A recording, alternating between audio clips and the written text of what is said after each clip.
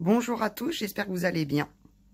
La petite vidéo du jour est comment je suis devenue médium.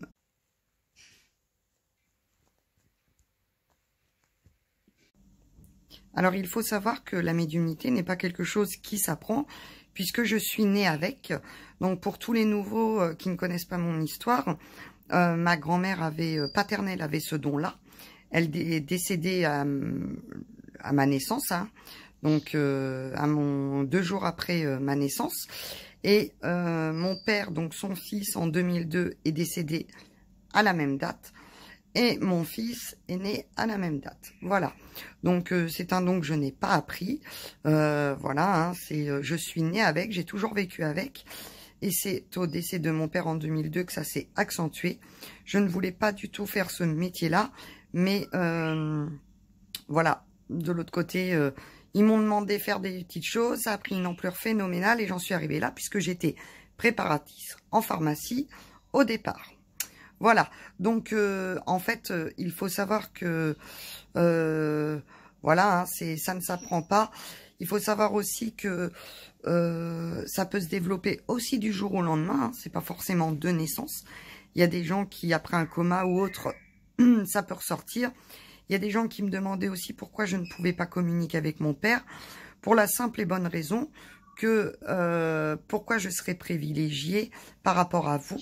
Donc non, je ne peux pas avoir de contact ni avec mon père, ni avec les gens qui sont partis, avec qui j'étais proche. Ça ne me frustre pas, puisque je sais que de l'autre côté, ils sont bien. Et voilà, si j'avais le moindre souci, effectivement, je demanderais comment dire, à quelqu'un un autre médium, hein, de pouvoir communiquer, mais je suis pas trop en demande. Et en plus, pour tout vous avouer, j'ai pas le temps. Donc, je surveille les signes. Voilà. Alors, faut savoir que si un jour vous devenez médium pour X ou Y raison, faites-le avec le cœur et non pas pour l'argent. Parce qu'à partir de ce moment-là, le don, on vous le retirera. Hein, c'est ce que j'ai appris. Le côté matériel des choses est pas important. Alors, évidemment, on a besoin pour vivre parce que c'est notre travail, enfin pour moi, en tous les cas, c'est mon travail entier, donc j'ai besoin de vivre.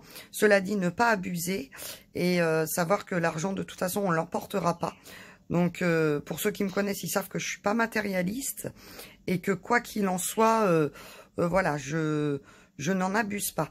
Donc, le conseil que je peux vous donner, c'est surtout de ne pas se faire un business, puisque dans ces métiers-là, l'argent est très facile.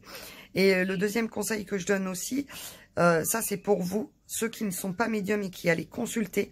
Et je sais qu'à chaque fois, avec Jérôme, on en parle beaucoup et on se met pas notre avantage dessus, mais surtout de ne pas divulguer à un médium ce que vous souhaitez, puisque psychologiquement, quelqu'un est capable de vous faire sortir n'importe quoi si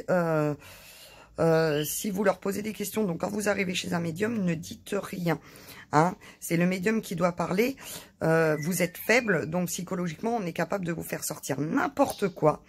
Et voilà, donc faites très attention à qui vous allez voir et marchez que par le bouche à oreille. Voilà, j'aurais tellement de choses à vous dire là-dessus, mais bon, on refera un live là-dessus de toute façon, quoi qu'il en soit. Mais voilà, donc que le bouche à oreille et pour ceux qui me disent que je prends pas assez cher, bah écoutez, voilà, c'est pas parce qu'on prend 300 € la séance qu'on est bon médium.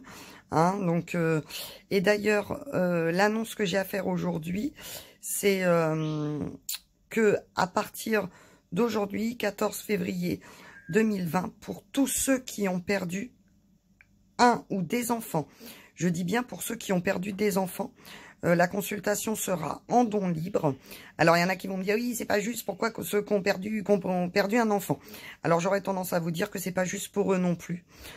On peut perdre un mari, hein, on est veuf et veuf, même si ça fait mal. On peut perdre ses parents, on est orphelin. Mais pour la perte d'un enfant, il n'y a pas de définition.